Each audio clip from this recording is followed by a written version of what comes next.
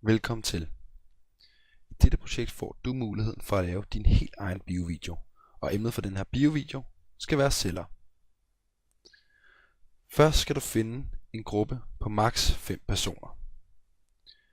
Den her gruppe skal så få en god idé inden for overemnet celler, lave det om til en video, og den her video den må have en varighed på maks 2-3 minutter.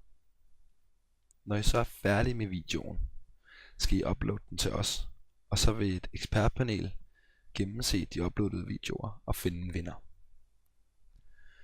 Videoen, som I skal lave, skal være tegnet enten på whiteboard, som den her video er lavet på, eller på hvidt papir. I det følgende har jeg lavet en række hjælpevideoer, som skal guide jer igennem, hvordan det er at lave netop sådan en her biovideo. God fornøjelse.